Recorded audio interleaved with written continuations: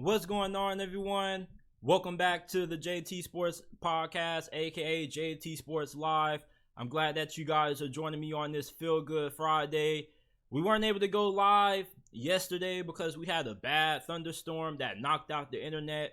The people had to go up to the towers and fix it, but we're back.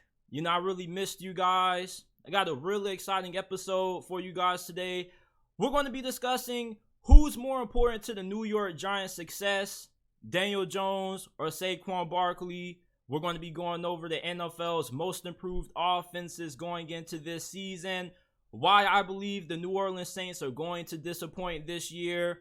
Chip Kelly, I think that he has UCLA Football trending in the right direction as they get ready to make their move along with USC to the Big Ten Conference. And lastly, I'm going to be responding to a viewer question who wrote in and asked, can the Cincinnati Bengals beat the Kansas City Chiefs for the AFC this year? Before we begin, if you haven't already, make sure that you guys leave a like, subscribe to the channel if you're new. Remember that you can listen to the podcast not just on YouTube, but on all podcasting platforms and audio format. The JT Sports Podcast is available on all podcasting platforms: Apple, Google, Spotify, Amazon. Wherever you get your podcast from, you can find the JT Sports Podcast. Now, Saquon Barkley has not been paid yet, and he has yet to sign his franchise tender. And a lot of NFL fans are a little bit upset that Daniel Jones was paid handsomely before Saquon Barkley. And I did a poll a couple of days ago, the other day, and I asked you guys, do the New York Giants make the playoffs without Saquon Barkley?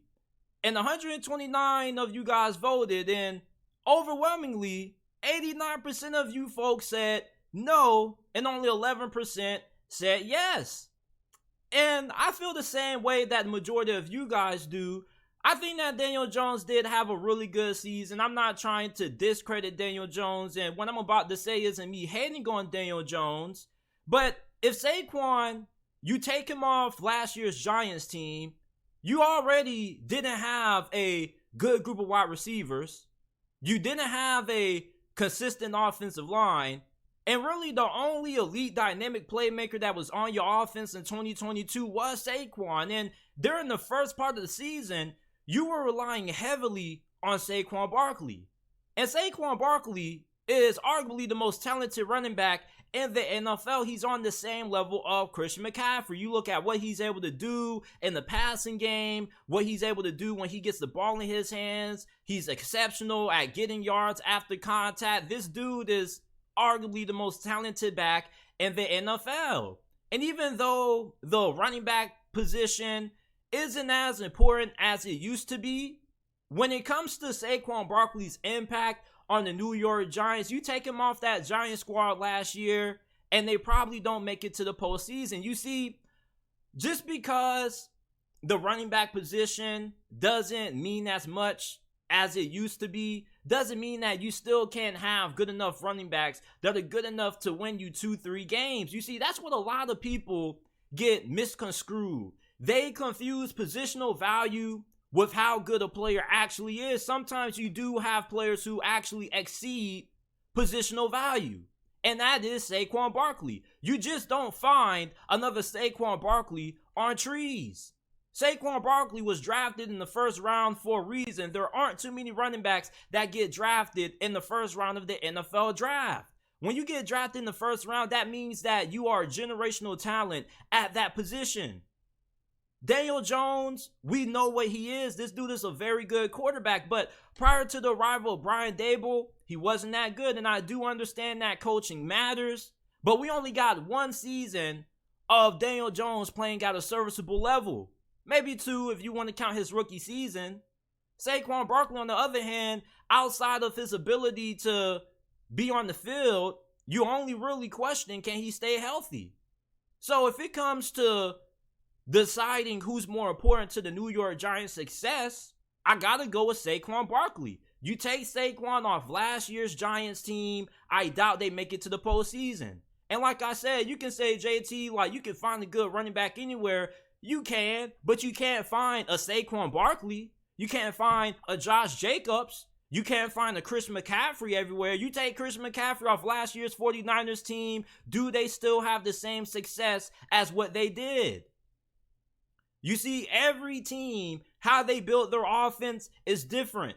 Tennessee, you remove Derek Henry off that football squad, they have no identity. Derek Henry is the heart and soul of the Tennessee Titans. When you think about the Tennessee Titans, you think about Derek Henry. And when you think about the New York Giants, I really think about Saquon Barkley. Saquon Barkley was getting a lot of touches early last year. And with him being so good right out the gate for the Giants, it was forcing defenses to key in on him. And when defenses started keying in on Saquon, what happened? You started getting Daniel Jones having more better looks with the football when it came to how he was good running the ball. You take out Saquon Barkley out that equation, defenses can just key in on Daniel Jones' rushing ability and force him to beat them inside the pocket, which he is a pretty good deep ball thrower and he is a really talented QB. But I do think that there's a certain ceiling that Daniel Jones has. I think that this dude is a really phenomenal, athletic game manager who occasionally can step up and have some big time performances. But many people make it seem like Daniel Jones had nobody last season and he was carrying the New York Giants. And if you take Saquon Barkley off last year's squad, the Giants don't make it to the postseason. I'm going to show the poll once again. 89% of you folks said that the Giants wouldn't be a playoff team without Saquon Barkley. And yeah, the Giants have more talent this season. You got Darren Waller, you signed Paris Campbell, you drafted Jalen Hyatt. But you can find a quarterback who can give you Daniel Jones kind of production. Where do you rank Daniel Jones among NFL QBs? Is this dude a top 10 quarterback? Many of you guys probably going to say no. You're probably going to say JT going into this season, he's probably a top 12, top 15 QB. But you see, quarterbacks that are in that top 12, top 15, 18 range are elevated by the coaching and the talent around them. Elite quarterbacks, however, elevate the team around them and elevate the guy calling the plays. The Chargers last season went to the postseason mainly due to Justin Herbert with all the injuries they had. That's what an elite quarterback does. He elevates the play of your team. He elevates the guy calling the plays. The guy calling the plays looks better with a guy like Justin Herbert at quarterback. The receivers around him look better with Justin Herbert throwing them the football. And for the New York Giants, yes, Daniel Jones was able to be effective, not having a great team around him, but that was more due so to Brian Daboll and how good of a coach he was, how he was able to scheme things up. Saquon Barkley, this dude is good regardless where you put him. He was still producing when the New York Giants weren't great. And if you put him on the worst team in the NFL, he's still going to produce. This dude was balling with really inconsistent offensive line play. The same excuses that people use for why Daniel Jones was held back a little bit last year, you can say those same reasons when it comes to Saquon Barkley's play. If Saquon Barkley was playing behind the offensive line that they have up in Kansas City, he probably could have came close to rushing for damn near 2,000 yards. So if you put Saquon Barkley on any other team in the NFL, he's going to elevate them. Meanwhile, how many other teams can you say Daniel Jones would make better? That's my whole point. That's my whole principle of this. You see, when it comes to positional value at the running back position, yes, we know that you can find good running backs, but you can't find elite running backs just everywhere. Guys like Saquon Barkley do not grow on trees. There's a reason why Atlanta drafted B. John Robinson inside of the top 10. There's a reason why Chris McCaffrey got drafted inside the top 10. There's a reason why Saquon Barkley got drafted inside of the top 10. Same thing with Ezekiel Elliott. You don't find elite running backs everywhere. And when you do find one, they are a super weapon when you find out how to properly utilize them. Saquon Barkley is universal. You put him on any NFL team, he's going to ball out. If Daniel Jones would have hit free agency, how many teams do you think would have paid him the same contract that the New York Giants gave him? You think that the Washington Commanders would have paid Daniel Jones that money? Do you think that the Raiders would have paid Daniel Jones that money? I'm just saying, when it comes to who's more important to the New York Giants' success, I think if you take Saquon Barkley off this team, they have 3 wins less. Stop trying to equate positional value to how good a player actually is. Saquon Barkley deserves to get paid. Stop making it seem like Daniel Jones carried the New York Giants. He didn't. He had Saquon. If he had no Saquon, they would have had no elite threats on that offense last season. Daniel Jones, Saquon Barkley, who's more important? I think the answer has to be Saquon. Defenses, they key in on him. Once he stopped getting going and defenses started to take away the run game, they had another extension of the run game with Daniel Jones. Not every team is built the same. Some teams are built through their run game. Some teams are built through their running backs. And other teams are dependent on the play of their quarterback. But do you really mean to tell me that Daniel Jones is the kind of quarterback who can carry you throughout a 17-game regular season with not a great team around him?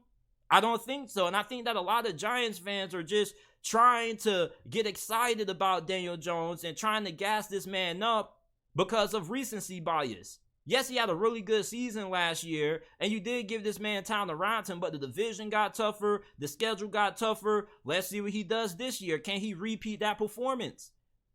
You remember Blake Bortles when the Jags went all the way to the AFC Championship game and they paid him? Look how that turned out. There's been plenty of one-hit wonders. I'm not saying that Daniel Jones is a bum, but what I am saying is that I think that a lot of people are kind of overrating Daniel Jones' value to the New York Giants and not giving Saquon Barkley enough props for what he means to this team. You take Saquon Barkley off this Giants team last season, they don't make it to the postseason. And even this year, if Saquon Barkley doesn't play, I doubt that you're going to get that same level of running back performance out of a guy like a Matt Breida.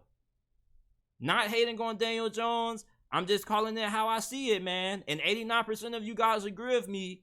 Saquon Barkley, if the Giants make it to the postseason, it's going to be because of him having a really big impact on this offense. But without Saquon Barkley, this is a completely different team. Let's talk about the NFL's most improved offenses going into the 2023 NFL season, man.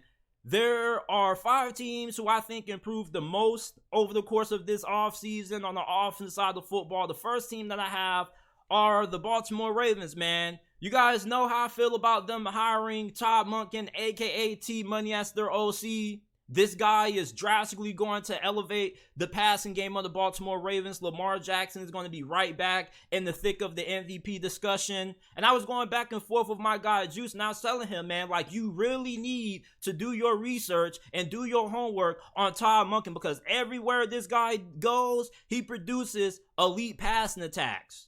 When he was the offensive coordinator for the last year that Derek Carr was in Tampa Bay as their head coach, they had the number 1 passing attack in the league that year with Jameis Winston and Ryan Fitzpatrick. This dude had one of the best offenses in college football during Georgia's championship run the last 2 years with Stetson Bennett at QB, a walk-on quarterback. John Harbaugh was really excited about hiring Todd Monken. He said that out of all the candidates they interviewed, and they interviewed a lot of good candidates, Todd Monken was the man who impressed them the most. What he's going to do on offense is going to be way different from what the Baltimore Ravens have been doing the last couple of years when they previously had Greg Roman. And then you actually give Lamar Jackson a legitimate supporting cast. You sign OBJ, you draft Zay Flowers, you couple that with Mark Andrews, Isaiah Likely at the tight end positions, then you're going to have Rashad Bateman. This is going to be a really good offense. Their offensive line is also the healthiest that it has been in the last couple of years. This Baltimore Ravens team, man, this is one of the most improved offenses going into this year, man. And I think this offense, with the additions that they've made, have put them right back as front runners, or at least in the conversation, to be able to knock off Kansas City and make it out of this conference. What about the Carolina Panthers, man? Now, the Carolina Panthers are a team that you may not think has improved drastically on offense, but they have. You hire Frank Wright, who is an offensive-minded head coach. You draft Bryce Young, who I think is going to have a fantastic rookie season. And then you sign Adam Thielen, which although he is getting up there in age, he's going to be way better than what they had at wide receiver last season. Outside of DJ Moore, they didn't really have nobody who could win consistently. Then you bring in DJ Chark, who is a really good deep threat. Then you also sign running back Miles Sanders from the Philadelphia Eagles. So you're going to have him, Chuba Hubbard in the backfield. You also got tight end Hayden Hurst. This is a really improved offense that the Carolina Panthers have going into this season. And I think that they're probably going to end up winning the NFC South this year. They got a fantastic coaching staff. You got a really improved offense. You're going to have guys around Bryce Young who are going to be able to produce.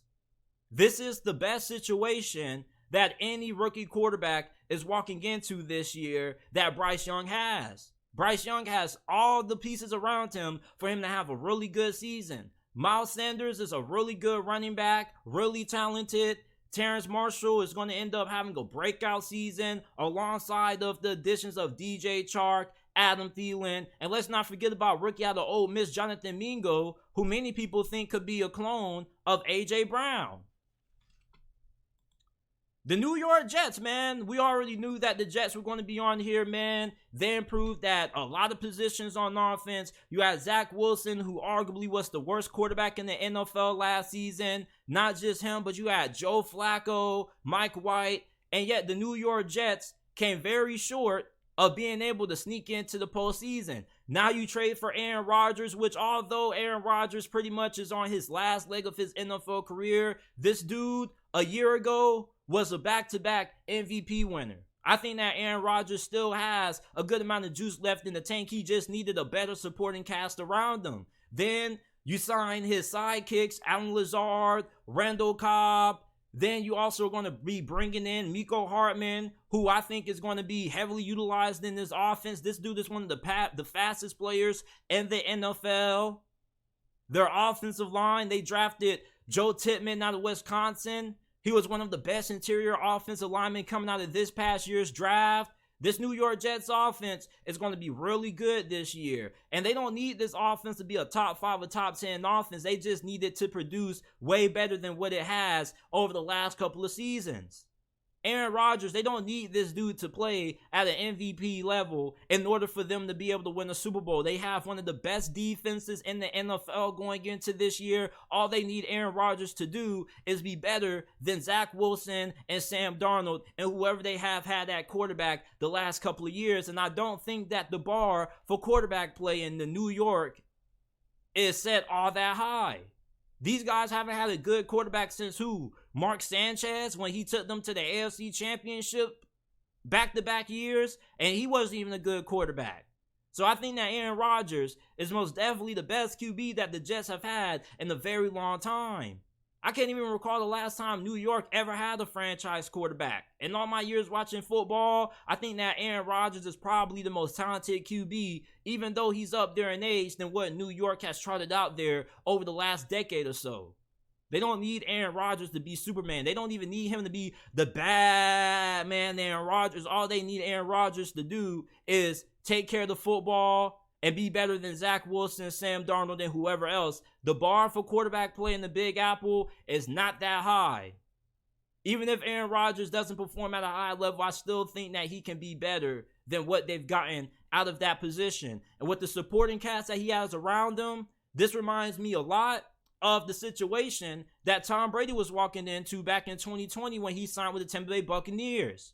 Tom Brady, he left New England because he realized that he was getting up there in age. He wasn't good enough to continue to elevate a roster full of no-name receivers. That's why he went to Tampa Bay. He knew that he needed more help, and he wasn't going to get that in New England. That's why Aaron Rodgers wanted out of Green Bay. These dudes just refused to give this man additional help. And I get that he had some good receivers. He had Devontae Adams, Jordy Nelson, and whatnot, but he never had stacked teams. You're playing in NFL now that's dominated by elite QBs and fantastic rosters. You just can't coach your way to a win anymore in the postseason unless you have the elite personnel to do so. The New York Jets have that. And think about this. If Aaron Rodgers ends up bouncing back to his MVP form, without a doubt, this team is most likely going to be in the AFC Championship game. This offense is stacked. They have a lot of talent and depth at wide receiver. I think their offensive line is going to be a lot better than what a lot of people are giving them credit for. And we know how elite that defense is. So if this offense making the additions that they've made this offseason, the New York Jets, they're going to be right in the thick of the Super Bowl conversation. The Steelers gave Kenny Pickett a better offensive line. They're calling it the Pickett fence. They signed some really good interior offensive linemen off Philadelphia. You know, Philadelphia is pretty much a gold mine for good offensive linemen. Not just that, but you traded for Allen Robinson, who, remember, this dude was, what, a 1,300, 1,400 receiver not too long ago. He got signed to a pretty lofty contract by the LA Rams, and they just couldn't really find a way to make him fit in that system. And he's going to the Pittsburgh Steelers, where most likely he's going to be playing as a big slot receiver. You remember when the Pittsburgh Steelers had Antonio Brown and Martavis Bryant? That offense was really hard to stop.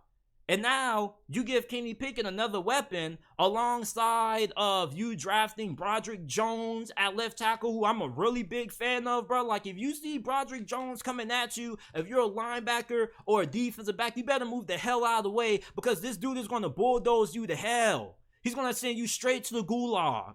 I was really happy when Pittsburgh drafted Broderick Jones.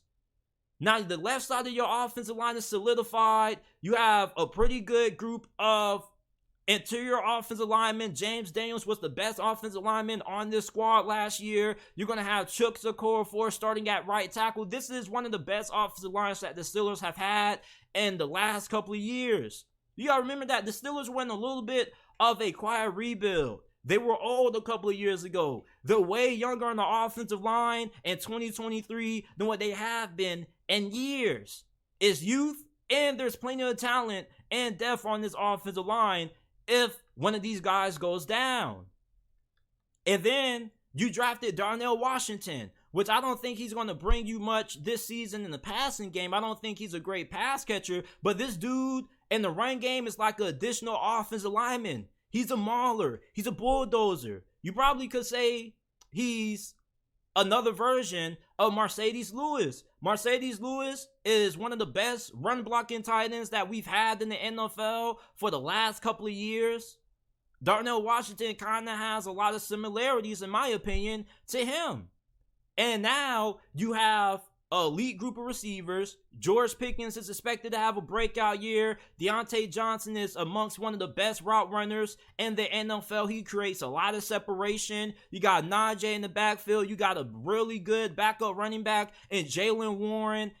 Now Kenny Pickett has all the tools around him for him to be successful. The only thing that concerns me about the Steelers offense going into this year is the dude who they have calling the plays and Matt Canada. I don't think he's a good play caller. But with this team, there's no reason why the Pittsburgh Steelers shouldn't be able to make it to the postseason, especially with the improvement of the offensive line. Even if Matt Canada still ends up not being a great play caller, there's just way too much talent on this team. Plus the fact that you have Mike Tomlin being the head coach still for this offense to at least not be above average.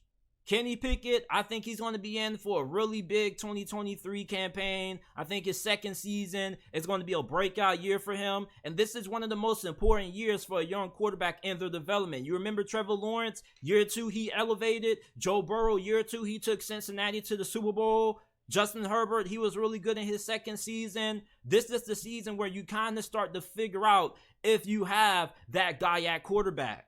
And for Kenny Pickett, there's no excuses for him not to have a really solid season. Now, I'm not saying Kenny Pickett's going to put up MVP numbers or anything like that, but they don't need him to. That's never been the Steelers' mantra.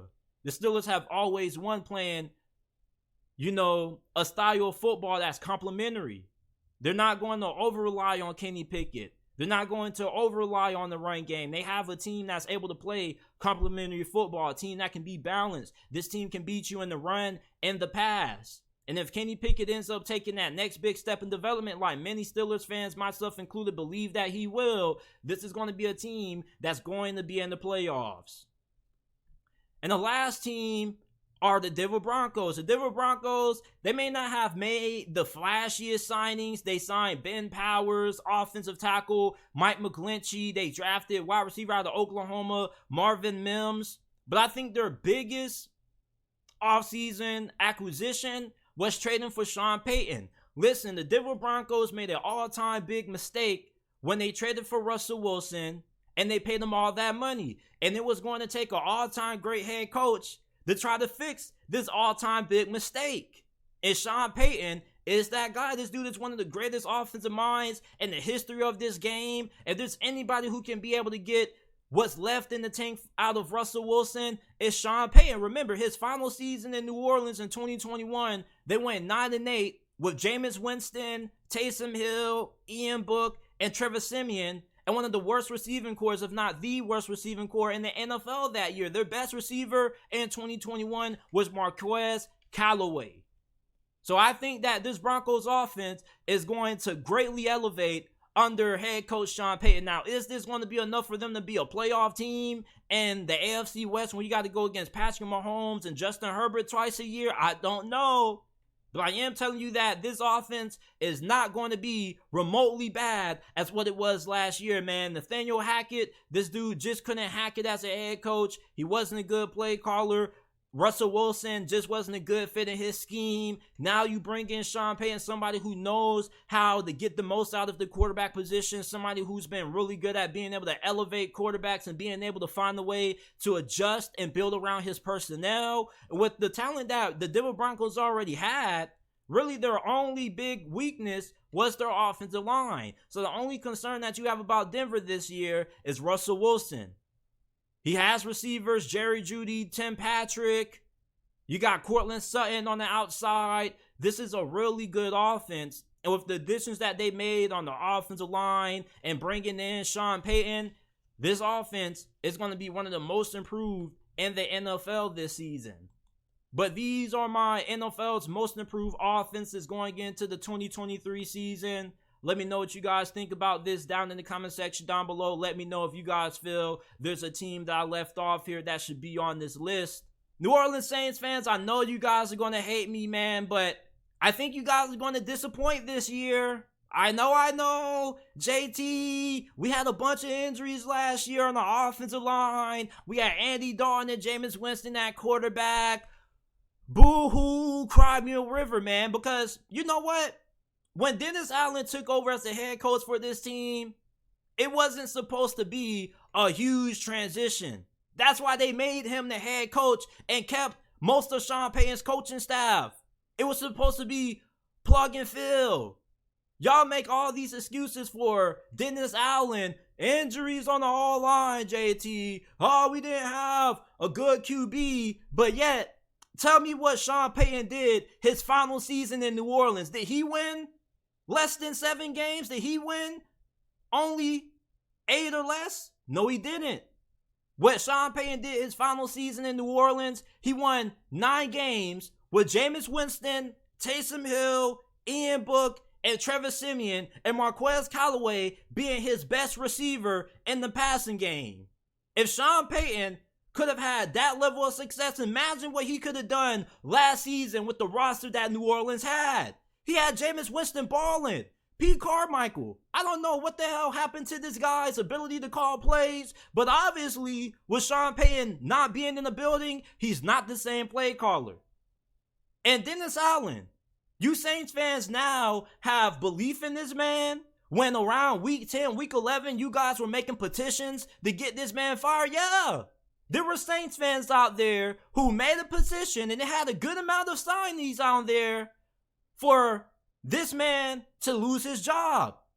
You're not going to be able to make it to the playoffs or have a lot of success if you don't have a good coach, despite how talented of a team you may have. It doesn't matter if you got a good team if you don't have good coaching. Bad coaching does not win games in the NFL despite having a talented team. This isn't college football. Dennis Allen has not been a good coach anywhere that he's been. And there aren't too many head coaches in the history of the NFL that have been bad their first couple of years being head coaches that just automatically all of a sudden just flip the switch. At this point, Dennis Allen is what he is. And you Saints fans can say, man, JT, man, he had all these injuries. So what? Injuries are a part of the NFL. Good coaches are able to win despite injuries. Once again, I'm going to remind you guys, just so I can get this point home, because I know you guys are going to use that as an excuse to defend this man in the comment section. But Sean Payton went 9-8 with Jameis Winston, Taysom Hill, Ian Book, and Trevor freaking Siemian, and Marquez Callaway being his number one wide receiver. If you would have gave Sean Payton the team that New Orleans had last year, do you guys not make it to the postseason? I strongly doubt it. Give Sean Payton a Chris Olave. Bring back Jameis Winston, who had the best touchdown to interception ratio in the league prior to his injury against Tampa Bay under Sean Payton's tutelage. They would have been a playoff team if they had Sean Payton last year. I get it. You got Derek Carr at QB. I love Derek Carr. I think Derek Carr is a really good quarterback. But the thing with Derek Carr is that if he's going to elevate into a top 10 QB, and he's going to make the jump that Matthew Stafford did when he got traded from the Detroit Lions to the LA Rams, he's going to need good coaching. And do the Saints really have a coaching staff that any of you guys have a lot of confidence in? Like, be honest, bro. Every time I talk to a Saints fan, they talk about the talent. But every time I talk about Dennis Allen, it's just a sore subject that nobody really wants to get in depth about. RJT, we just got a better team. Like, it sounds like Saints fans know that this man is going to hold them back. And he will. I think that New Orleans is going to disappoint. I've been seeing people making videos about how the Saints are the biggest sleeper team in the NFL and how they could end up being dark horse Super Bowl contenders. No, the hell they won't, fam. They will not contend for the Super Bowl. And I promise you that they probably won't even be amongst the top teams in the NFC this year. This team has a good amount of talent, but they don't have a good head coach. And you Saints fans can make all the explanations you want to about why Dennis Allen underachieved his first year. And you can say, well, JT, we weren't expecting the Saints to make it to the playoffs last year. Stop the cap. Stop the BS, man. There were plenty of Saints fans last year who I talked to who told me 9 or at least 10 games last season, and that didn't happen. You can use injuries all you want to, but injuries are a part of the game. Good head coaches are able to find ways to win despite injuries. That's part of being a head coach. Every team deals with injuries. This man, Kyle Shanahan, went to the damn NFC Championship with the last pick of the NFL draft last year. Good coaches find ways to overcome limitations on their roster. That's part of being a head coach. You have to be able to make adjustments. And I don't think that Dennis Allen is great at making adjustments. I think that some guys are just meant to be good coordinators, and that's what I believe about Dennis Allen. I don't think the Saints are a playoff team this year, not because of the talent, but because of the coaching. And a lot of casual fans out there, when they judge a team, they only judge a team based on the talent that they have in their roster. And you can't judge a team just strictly based off talent. You have to judge a team based on coaching as well, because coaching ends up holding back talented football teams. You want to know why the Dallas Cowboys are going 8-8 all those years when they had a really good team? It was because of Jason Garrett. He wasn't a good head coach. Dennis Allen, this man is not a good head coach, man. Sean Payton went 9-8 with several different QBs. A lot of Saints news outlets and media platforms out there wanted this man fired at the end of the season. Did y'all not? And be honest. Be honest, man. I just want a little bit of transparency from you Saints fans, man. Put your bias aside and think about how frustrated you were at how last season went. You mean to tell me that you didn't want this man fired, and now all of a sudden you get Derek Carr and you think all your problems are solved? Derek Carr is a good QB, but he's not a great QB. This dude is not Patrick Mahomes. He's not Joe Burrow. He's not the kind of QB that's going to be able to elevate subpar coaching. I love Derek Carr. Derek Carr can have a good season. He could give you better quarterback play than what you have had in the past, but it's not going to matter because Dennis Allen may not be a good coach.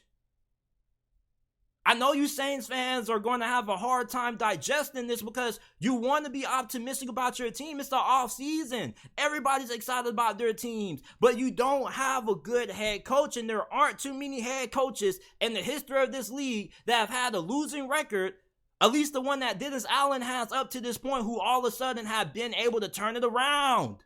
And please don't use Bill Belichick as an example, bruh. That's just an outlier. Stop going off outliers. Does Dennis Allen look like the kind of guy who can be an outlier to you? Well, JT, he's making the necessary changes. He's doing what needs to be done. Yes. But if you're not a good coach, you're just not a good coach. It just is what it is. There's only so much you can do. There's only so much better you can make your roster until you realize that this man isn't it. I know it's hard for you Saints fans to hear this, man. And if I end up being wrong about Dennis Allen, okay, I'll end up being wrong. But if Dennis Allen ends up getting the Saints to the playoffs, it would be an anomaly because you don't really see a head coach who has a losing record up to this point of him being the head coach who just all of a sudden just flips the switch and gets a team to the postseason. Even though this division is weak, you still have Frank Wright. Frank Wright is a way more proven head coach than Dennis Allen. Frank Wright has gotten the team to the postseason. Dennis Allen hasn't. This dude hasn't even posted a winning record as a head coach yet. He's been a head coach for how many years? Even last year, when I brought up my concerns about Dennis Allen, man, JT was just with a bad organization. Okay, that's your job as a head coach, to turn around the organization, to instill a winning culture. The Raiders made it to the postseason not too long ago with an interim head coach and Rich Bisaccia. You mean to tell me Dennis Allen couldn't do that? Didn't Jack Del Rio take the Las Vegas Raiders to the postseason one time? Jack Del Rio. We got to stop making excuses and stop trying to find ways to make guys look better than what they are. This man is not head coach material. I can go up right now and share my screen and find hundreds of Saints articles last season that wanted this man fired, and those same platforms just all of a sudden got faith in Dennis Allen because they got Derek Carr, dog. If you don't have a good coach, you're not going to go far in the NFL. This isn't college football where you just win games strictly off talent. The talent transparency in the NFL is not big. And if you don't have good coaching, you're not going to be able to go far. You want to know why the New York Giants were able to make it to the playoffs despite not having a talented team? It was because of Brian Daboll being a really good coach that season.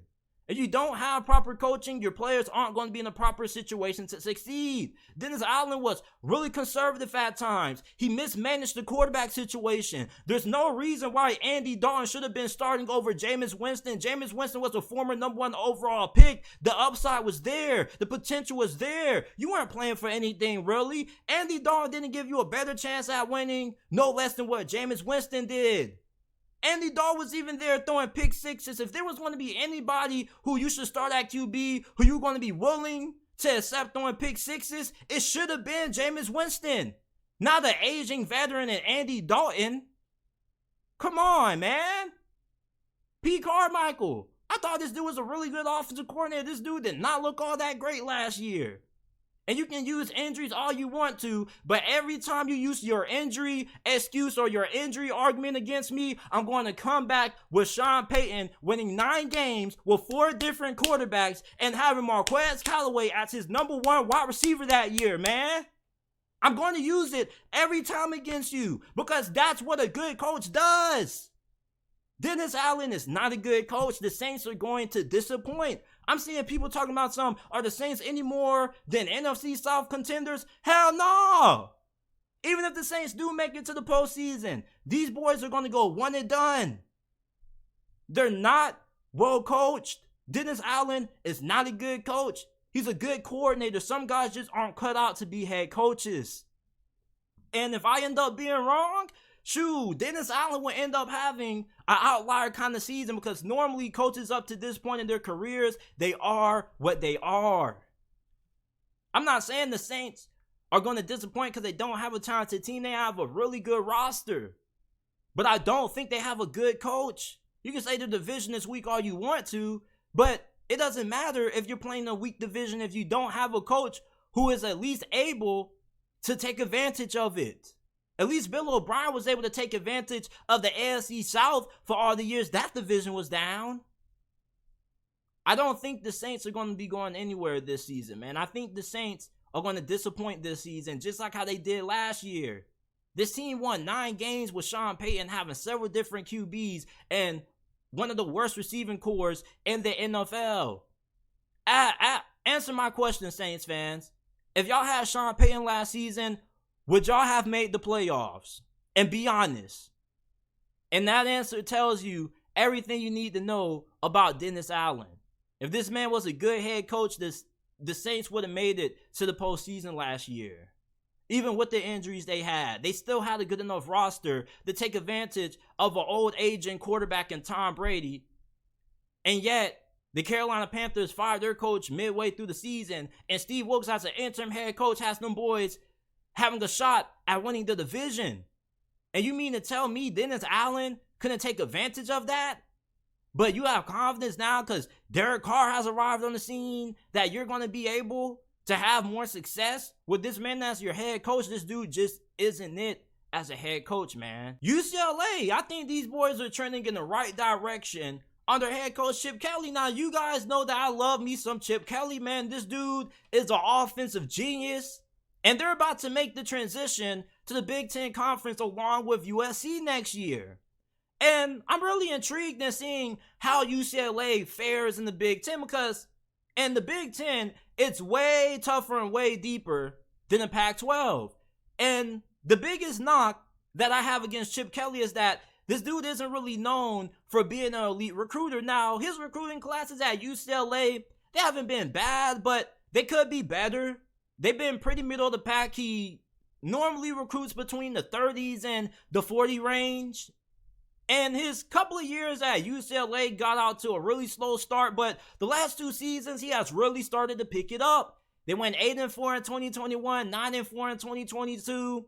And even though Chip Kelly isn't known for being an elite recruiter, this dude knows how to get elite quarterbacks. Dorian Thompson-Robinson, I know some of you Bruins fans have a love-hate relationship with the brother. He'll have some big games and some big moments, but he'll also have some moments in those big games where he'll end up making a bone-scratching decision or a head-scratching decision, And now you go from Dorian Thompson-Robinson to Dante Moore, who was the 3rd best quarterback from the 2023 recruiting cycle. And from what I've read and the reports that I've heard, he has been, without a doubt, the best, most consistent quarterback for the Bruins throughout spring practice. And going into this year, if he does end up getting the start, how good is he going to perform? The wide receiving core, you lost Jake Bobo, but you do have a pretty good amount of talent at that position. You also hit the transfer portal pretty hard, which is what Chip Kelly has had to do in order to overcome the fact that UCLA doesn't really recruit at a great level. He uses the transfer portal pretty well. They had the 13th best transfer portal class last season in 2022. This year, they had the 6th best. Well, they had the 6th best transfer portal class last year. They had the 13th best transfer portal class from this past cycle. And they returned 3 starters on offense, which doesn't really give you a lot of confidence, but 2 out of 3 of those starters are on the offensive line. And they got 3 really good ones from the transfer portal. They got a really good left tackle from Old Dominion, who I think is going to be in the NFL when he decides to declare for the draft next year. You also got 2 really good interior offensive linemen who should start at your 2 offensive guard spots. Your running back position, I don't really have any concerns about, because one thing about Chip Kelly, this dude is able to find good running backs. He has a really good mix of guys who can do damage in the passing game. He also has your bruiser at running back. And you did get Carson Steele transferred from Ball State. He was one of the best running backs in the MAC. So you're going to be pretty deep at running back this year. And finally, UCLA is going to have what looks to be on paper a really solid defense, which is something that Chip Kelly never really has in all his years being a head coach. Not just in college football, but when he was a head coach for Philadelphia, he didn't have a good defense there neither. You got a new defensive coordinator. You got DeAnton Lynn, who is the son of Anthony Lynn, who was the former head coach of the LA Chargers. And from what I've heard from him in his press conferences, this dude knows football. I think he's going to be able to elevate this defense. And there's no reason why this defense shouldn't be good. This is probably one of the more talented defenses that the Bruins have had under Chip Kelly. They got a really good front seven. Their defensive line is going to be really good at getting pressure on the quarterback. Their linebackers are going to be really good. And something that this conference doesn't really have is good defense, especially good defensive line play. There are only a handful of teams in this conference that had good play out of their defensive lines last year. And for Chip Kelly, even though this man doesn't really have one of the most talented rosters in the Pac-12 this year, Chip Kelly makes his living on being able to scheme things up. Every single year, he's adding something different to the table. And I think with UCLA making the transition to the Big Ten, I don't think they're going to go to the Big Ten and be bottom dwellers. As long as Chip Kelly remains their head coach, I think that UCLA is going to be good enough to be a middle-of-the-pack Big Ten program. And I think potentially they could end up being a lot better than that if they can end up stepping up their recruiting. And from what people tell me, their recruiting isn't really all on Chip Kelly. The school kind of has some restrictions that kind of holds them back in recruiting to an extent. But I think with them joining the Big Ten, they should see a boost in recruiting. They could end up being a program that recruits on the outside of the top 25. Maybe they could crack the top 25 recruiting class every once in a while. But I do think with Chip Kelly, with his ability to utilize the transfer portal properly and being able to get the most out of the guys that he gets out of the transfer portal, UCLA should be a pretty solid program in the Big Ten. And going into their final season in the Pac-12, their out-of-conference schedule is not that tough. They played Coastal Carolina, which some people think could be an upset. I don't really see that happening. I think that UCLA should be able to beat Coastal Carolina. You got to play San Diego State on the road. You got to play North Carolina Central. So you should be 3-0 going into your conference opener, going on the road to Salt Lake City and playing Kyle Whittingham in Utah. Then you got a bye week after that game. You get to play Washington State, Oregon State on the road. Then you play Stanford, Colorado. You got to travel on the road to play Arizona, which isn't going to be an easy outing this year. You got Arizona State at home. And then you close your season against USC and Cal. I think the floor for UCLA this year is 6 wins. And I think the ceiling for UCLA this year, I'm probably going to say, is going to be 9, maybe 8 wins. Now, in between there, if I had to give you an actual record prediction, I think they win 7 games this year. I think there is going to be some growing pains with Dante Moore this year. Although you do avoid playing Oregon and Washington, teams that I think are going to have some of the better defenses in this conference. But he could struggle going on the road to Utah. That's going to be a really tough environment. You know, Utah has been amongst the best teams in the Pac-12 over the last couple of years. Kyle Whittingham is arguably one of the best coaches in college football right now. And for Dante Moore going on the road, if he does end up being announced as starter, which many Bruins fans feel that he will, he could struggle in that game. And really, I just think for Dante Moore, you're going to have a really good season out of him, but you're also going to have some games where he kind of struggles, especially having to play USC. That's going to be a big game. Oregon State, they're normally really good defensively. So I think for Chip Kelly this year, I think that this could be a year that they kind of regress a little bit. I don't think they're going to end up winning 9 or 8 games like they have the past 2 years, but I still think they're going to be good enough to get to a bowl game. I don't think Dante Moore is going to be underwhelming. I do think that he's going to be really good. I just think that when you're starting a true freshman quarterback potentially, you are going to have some growing pains. We don't normally see true freshman quarterbacks come in and have a complete full season where they just dominate.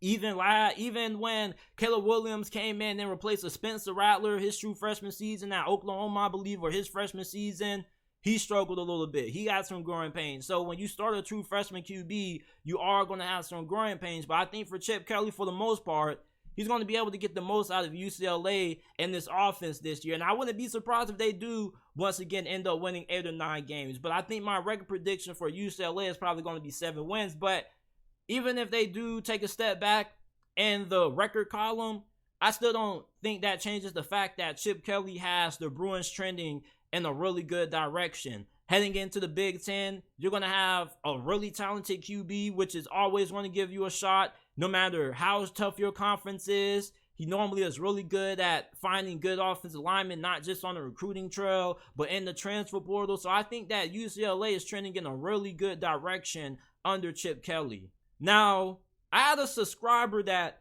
DM'd me on Instagram, and he asked me the question of if I believe that the Cincinnati Bengals are going to be able to dethrone the Kansas City Chiefs for the AFC this year. Now, I'm going to put the question on the screen for you guys to see. His name is Sean_Taylor9. He says, hey, JT, do you think that the Bengals will beat the Chiefs this year in the AFC Championship and win the Super Bowl? I don't know, man. Like, you boys know I love me some Joe Burrow. I really do. I do believe that Cincinnati is capable of being able to beat the Kansas City Chiefs. I'm going to say that. I'm not going to make any predictions right now, but I do think that they are capable. Last season, they came damn near close to being able to beat Kansas City despite having a terrible offensive line. And even then, the year before that, they beat Kansas City on the road in Arrowhead and went to play the Rams in the Super Bowl, which they eventually will end up losing that game. But this year, though, I definitely think that this is the best chance that Cincinnati has at winning the Super Bowl, simply for the fact that I think that they finally have found the answer to their offensive line issues. They went out and they got Orlando Brown. We don't know what's going to happen with Jonah Williams. They're probably going to try to kick him out the right tackle. That's what the reports are saying. And I think that the interior of their offensive line should be really good. So I think with Joe Burrow finally having what should be a top 10 offensive line this year, Cincinnati has the formula to be able to go on the road to Arrowhead and knock off Kansas City. Kansas City's offensive line is a little bit of a concern. They paid a lot of money to a guy from Jacksonville that was, I think Jawan Taylor was okay. I think it was pretty good.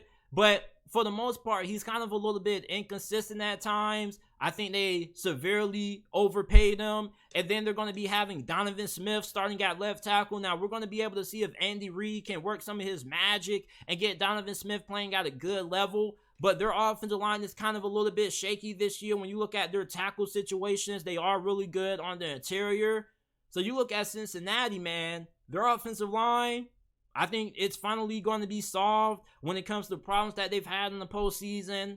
And you already know about how good their defense always plays against Patrick Mahomes with Lou Anarumo as their defensive coordinator. Travis Kelce, Mahomes, they always give a lot of praise to Lou Anarumo and how his defense performs against them.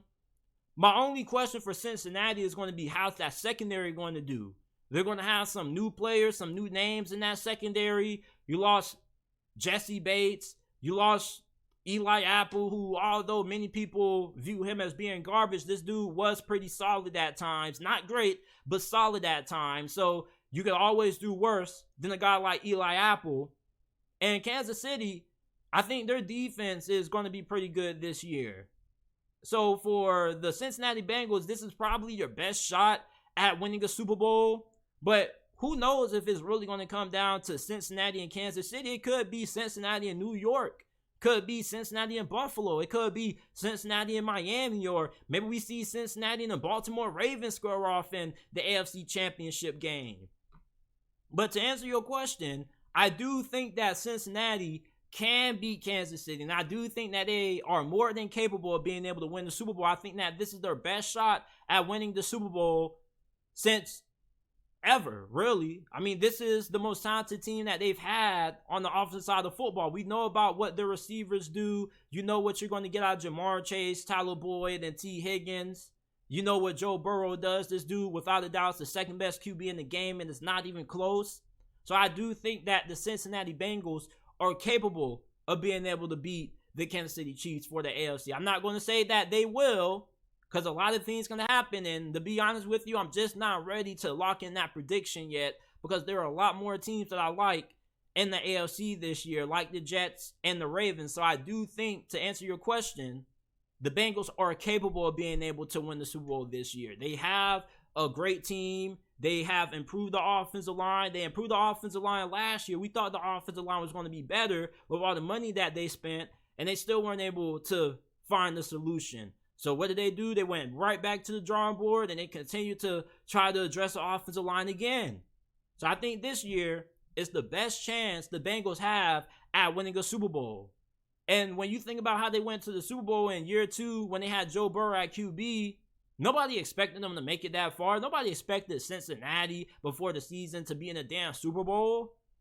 So for Cincinnati, this is a team that legitimately is talented enough to get to the Super Bowl and win it all, depending on who they play. It just depends on if that secondary is going to be able to hold up with the new names that they have. But I trust Lou Anarumo. He was getting a lot of head coaching interviews. He plays Kansas City really tough. The defenses that Cincinnati puts on the field are normally pretty good under Lou Anarumo. And this is somebody who most likely is going to end up being a head coach at the end of next season. I think that it benefits Cincinnati having both of their coordinators coming back after flirting with head coaching jobs. So that's going to be a plus as well. So I do think that the Cincinnati Bengals can beat Kansas City, and they are capable of being able to win the Super Bowl, but I'm not going to lock them in as my pick to win it all this year. But I think that this is the best chance that Cincinnati has at winning the big dance. This is it for this episode of the JT Sports Podcast. I appreciate you guys for tuning in. If you enjoyed this episode of the podcast, make sure that you guys leave us with a 5-star review. You can find us on all podcasting platforms: Apple, Google, Spotify, Amazon, wherever you get your podcast from. You can find the JT Sports Podcast. All you got to do is scroll down to the description, find the Apple and Spotify links, and it will take you directly to those podcasting platforms. Like the video, subscribe to the channel. We go live every day, Monday through Friday, 5 p.m. Eastern Time, weekday. And I will see you guys Monday with another episode of the JT Sports Podcast.